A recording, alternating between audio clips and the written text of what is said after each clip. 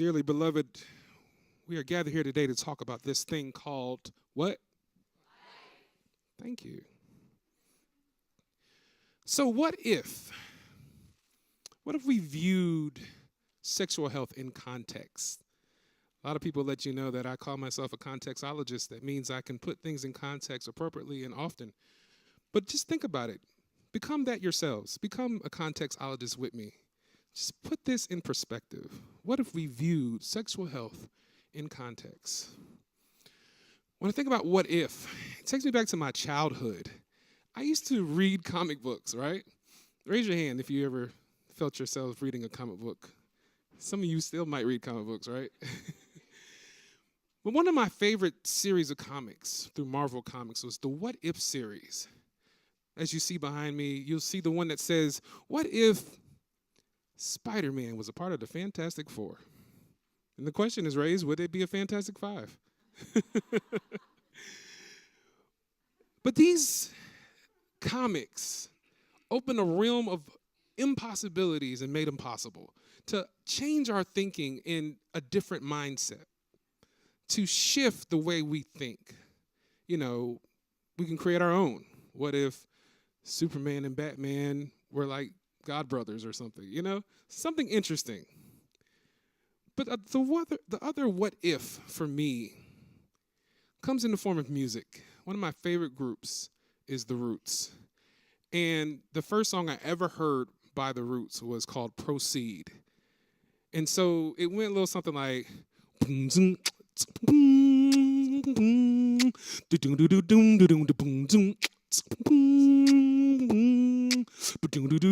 yo, what if? What if we could just blink ourselves away? What if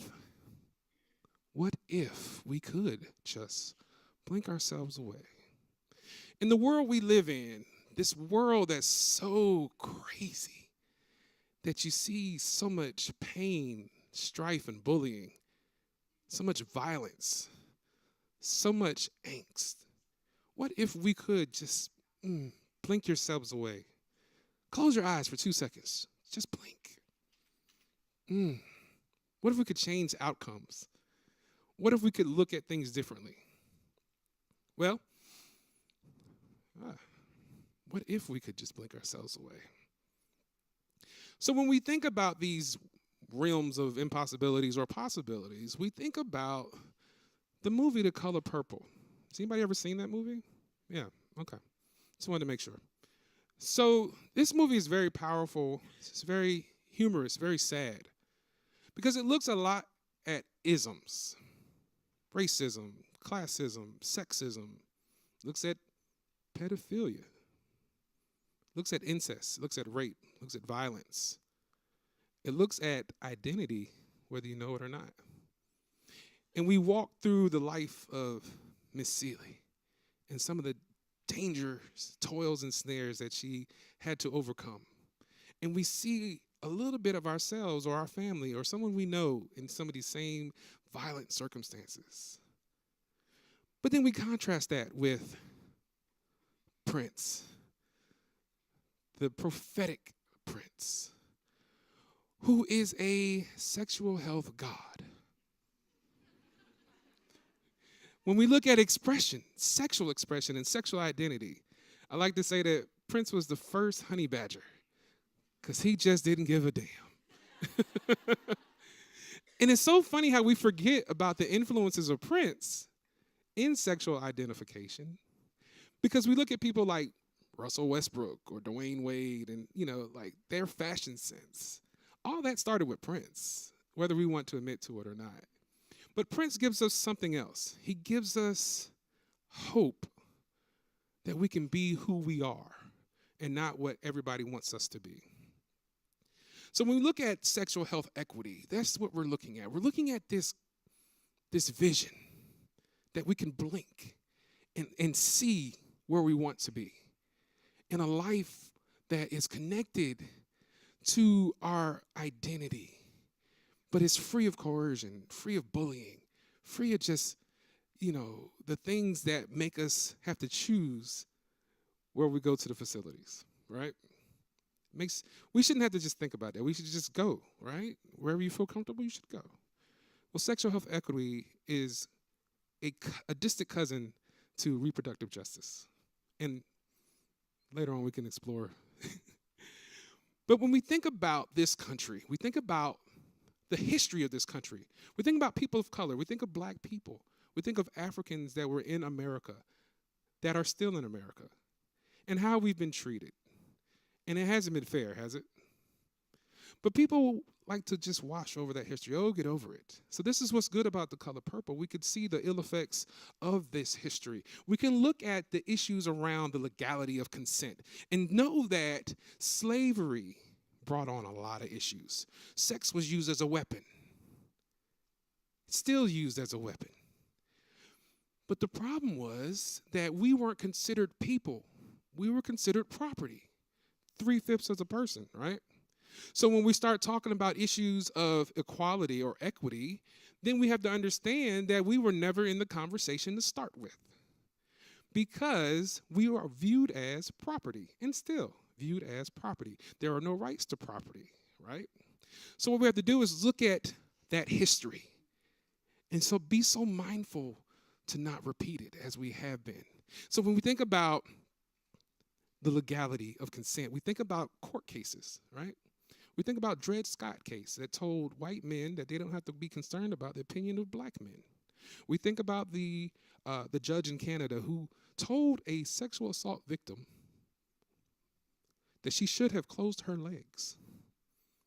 We think about privilege. We think about white male privilege specifically, to think about how so many of these white males have gotten off for heinous acts and crimes due to their judges saying, we don't want to do harm to their futures.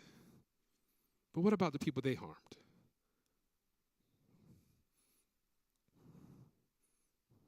So we think back again to these connections. We think about identity. We think about how we are viewed.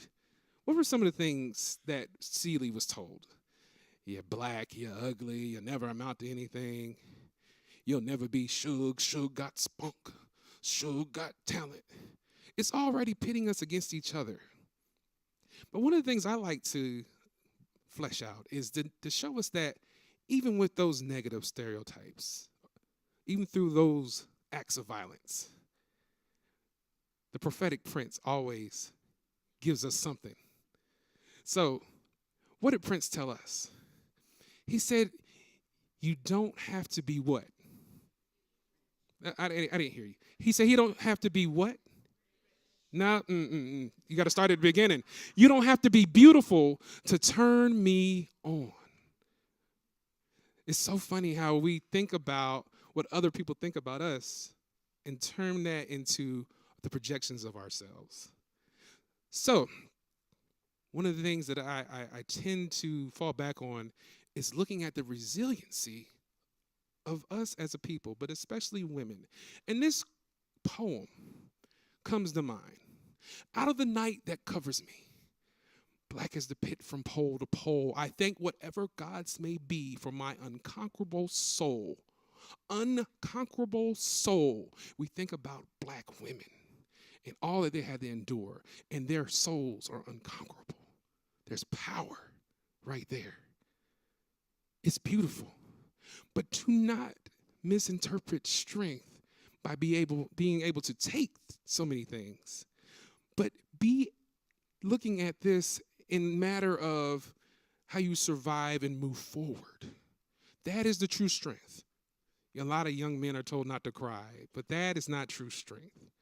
It actually leads to more issues. So when we think about trauma, historic trauma, and we think about how that all evolves, we think about the issues of, women in this country, especially women of color, dealing with that trauma. We fall on the research of epigenetics. And epigenetics tells us that Holocaust survivors have altered stress hormones, right? Due to the trauma that they face, the buildup of cortisol in the body. When that cortisol is built up in the body and can't be replaced or taken back, then it gets sucked in. And then what happens is that we are predisposing our offspring, the future generations, to health issues. You can look at the many people that are doing research, Dr. Cheryl Woods-Giscombe, who's looking at the Superwoman schema. We can look at so many others. We can look at Dr. Joy DeGruy, who's looking at the post-traumatic slavery syndrome. But make sure that you keep these people in mind when we're looking at the healing aspects of what we should be doing. So I'll leave you with this. A battle cry for us all. All my life, I've had to fight. All my life, you've probably had to fight. All my life, we've had to fight. And the battle continues.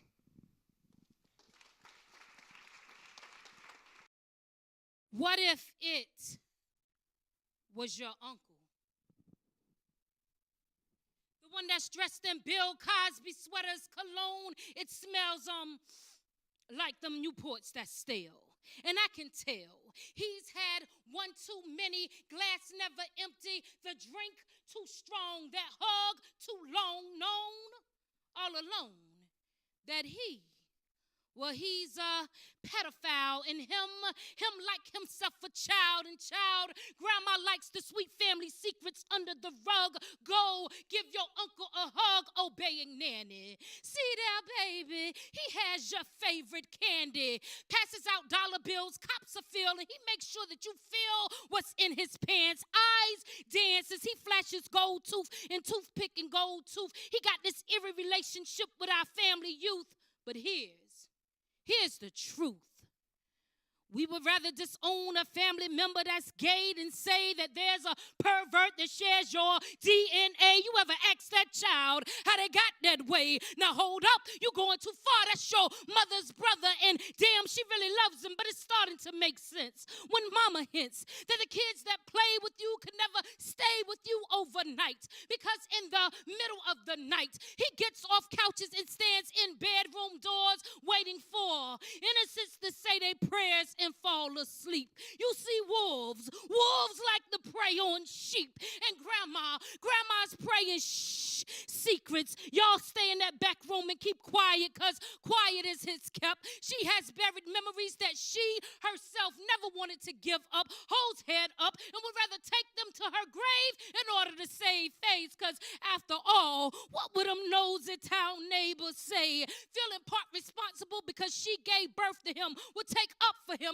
stand up for him, because him be her baby, and baby, he's just playing with you. He likes to tickle you when face turns as red as Elmo, because you know that slip up when his hand went up there. That was not an oops and oops. Grandma usually turns blind eye, but this time she caught this with her side eye, grabbed me from his lap, face slapped as she rolls eyes, and tears roll down my eyes, and